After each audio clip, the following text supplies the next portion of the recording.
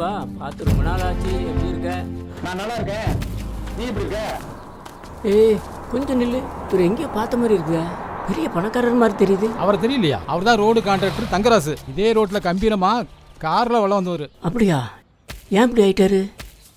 என்னாச்சு அவருக்கு? ஏன் இந்த நிலைமை? எல்லார் வாழ்க்கையிலையும் விதி விளையாடுற மாதிரி அவர் வாழ்க்கையிலையும் விதி விளையாடிச்சு. ஓ அப்படியா?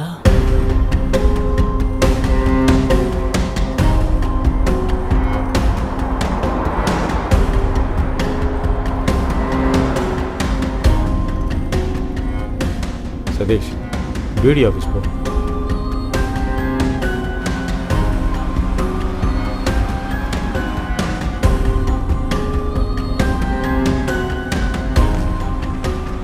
பார்த்து மெல்ல மெல்ல ஓட்டுப்பா. ஏன்பா, ஏன் இப்படி வண்டியை குலுங்க வைக்கிற? குலுங்காமல் ஓட்டு. சார், ரோடு ரொம்ப மோசமாக இருக்குது சார். ஓட்ட முடியல, ரொம்ப கஷ்டமாக இருக்குது சார். எந்த கான்ட்ராக்ட்காரன் போட்டான்னு தெரியல. நான் தான்ப்பா இந்த ரோட்டை போட்டேன். என்ன பண்ண சொல்கிற? ரோடு போட அரசாங்கம் நிதி ஒதுக்குனா அரசியல்வாதிங்க கமிஷன், அதிகாரிங்க கமிஷன் போக 50% தான் என் கைக்கு வருது. அதில் 30% நான் எடுத்துக்கிறேன். மீதி இருக்கிற 20% ரோடு போட பயன்படுத்துகிறேன். சார், உங்களுக்கு 10% போதாதா சார்? எப்படி போதும்? ஒரு வேலை முடித்து அடுத்த வேலை எடுக்க 6 மாதம் ஆகுது. அதுக்கு பல கான்ட்ராக்ட்காரன் போட்டி போடுறேன். நான் என் குடும்பத்தை வாழ வைக்க வேணாவா? சார், நாம் மட்டும் நல்லா இருந்தால் போதுமா சார்? எல்லாருமே நல்லா இருக்கணும்ல. இந்த மாதிரி சாலைகளால் அடிக்கடி வண்டிகள் பழுதாகுது. அது மட்டும் இல்லாமல் பல உயிர்களை காவு வாங்குது. போன வாரம் கூட ஒரு பொண்ணு இறந்துட்டாங்க. யோ, நான் ரோடு தான் போடுறேன். பள்ளிக்கூடம் கட்டலை, பாலம் கட்டலை.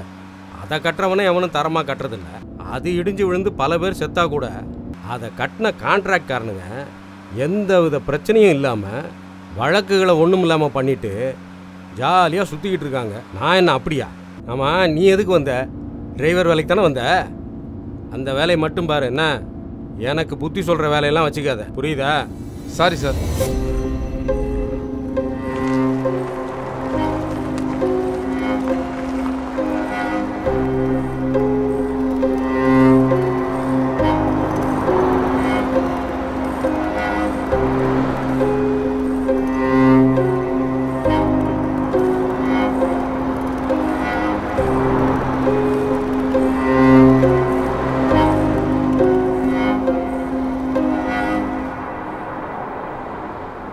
இங்கே தான் ரைட்டில் திருப்பி ஓரமாக நிறுத்திக்க. இங்கேயா சார்? ஆ சரிங்க சார்.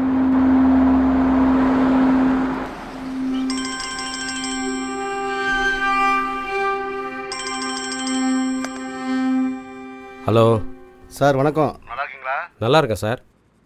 நீங்கள் சார்? நல்லா இருக்கேன் சார். கருக்குப்பட்டி கிராம சாலை 30 கிலோமீட்டருக்கு டெண்டர் உங்களுக்கு தான் கிடச்சிருக்கு சார். சந்தோஷம் சார். இது தெரிஞ்ச கதை தானே? நம்மளை மீறி யாரும் உள்ளே வர முடியாது சார். இந்த டெண்டர் கிடைக்க என்னுடைய பங்கு இருக்குது சார். அதை நீங்கள் மறந்துடாதீங்க. அது எப்படி மறப்பேன்? உங்களையும் கவனிச்சுட்டு தானே இருக்கேன். Okay sir. நமக்கு ஒரு ஆப்பிள் ஐஃபோனு மறந்துடாதீங்க. யாரும் கேட்குற அளவுக்கு நான் வச்சுக்கிறதே இல்லை. உங்களை மாதிரி ஆட்களுக்கு நீங்கள் கேட்காமலே வாரி கொடுத்தாதான் எங்களை மாதிரி ஆட்கள் நல்லா வளமாக வாழ முடியும். உங்களை மாதிரி ஆளுங்க ஆசைப்பட்டதை கொடுக்கறது தான் எங்களுக்கு பெருமை. ஓகே சார், ரொம்ப நன்றி. நான் தான் சார் உங்களுக்கு நன்றி சொல்லணும். சார், இன்னொரு பெரிய ப்ராஜெக்ட் வருது. நான் உங்களுக்கு தகவல் சொல்கிறேன். காவேரி குறுக்க 3 தடுப்பணை திட்டம் வருது. அணை, தடுப்பணை இதெல்லாம் பொதுப்பணித்துறை சார். இந்த கான்ட்ராக்ட் எல்லாம் நாராயணன் எடுக்கிறாரு. அவர் வேலையில் நான் தலையிடுறது இல்லை.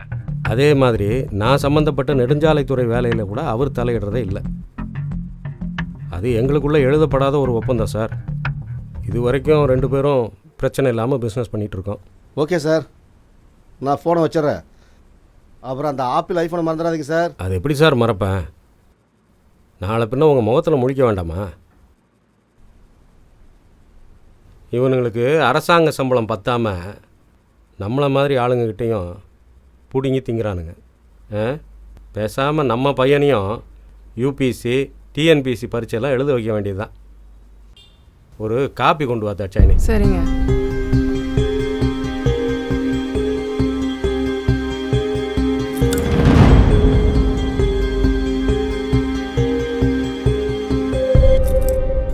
ஏங்க, நீங்கள் பைக் வாங்கி கொடுத்ததுலேருந்து நவீன் வீட்டில் தங்குறதே இல்லை. காலையில் ஃப்ரெண்டை பார்க்குறேன்னு போனான், சாப்பிட கூட இல்லை. அவன் எப்போ வருவானே தெரியல. வயசு பசங்க அப்படி தாண்டி இருப்பாங்க. கொஞ்சமாச்சும் சுதந்திரம் கொடுக்கணும்ல.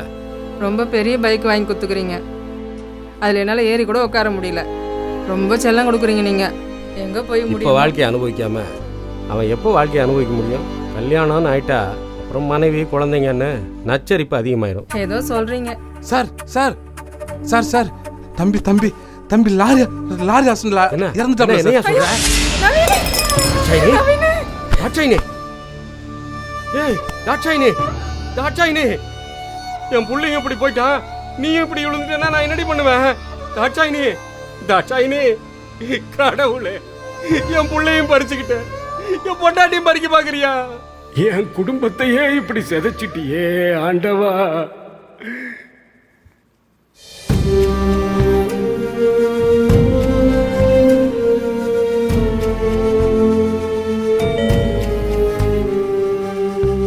இதோ வந்துட்டேன் சார். சார் இருக்காரா? இருக்காரு, வாங்க சார்.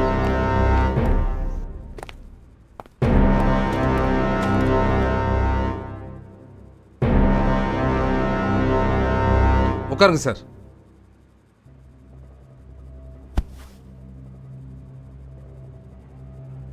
சார் எஸ்ஐ வந்திருக்காரு. ம், வரேன் வரேன். ம்.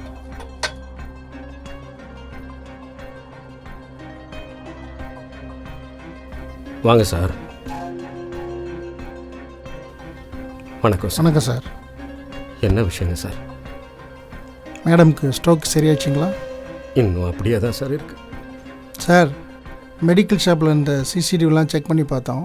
அதில் பார்த்த வரைக்கும் லாரி டிரைவர் பேர்லேயும் தப்பு இல்லை, உங்கள் பையன் பேர்லேயும் தப்பு இல்லை. ரோடு பள்ளமாக இருந்ததுனால ஸ்கிட் ஆகி விழுந்ததில் லாரி டயரு தலைமையில் ஏறிச்சு. எதுவும் நம்ம கையில் இல்லை சார், எல்லாம் வினை பயன். இந்த மாதிரி சாலைகளால் அடிக்கடி வண்டிகள் பழுதாகுது. அது மட்டும் இல்லாமல் பல உயிர்களை காவு வாங்குது. ஓஹோ, இவ்வளவு நடந்து போச்சா? காலம் மனிதர்களை எப்படியெல்லாம் மாற்றுது பாருங்க. அவர் பிள்ளைக்கு வந்த நிலமை இனி யாருக்கும் வரக்கூடாதுன்னு இப்படி ரோட்டில் இருக்கிற பழத்தெல்லாம் மூடிக்கிட்டு இருக்காரு. இயற்கையையும் இறைவனையும் இல்லை யாராலையும் முடியாது. நிறைய பேர் இப்படி தான் தலைகால் புரியாமல் ஆடிக்கிட்டு இருக்காங்க. சரி, வேலை இருக்கு, நான் கிளம்புறேன். Okay okay.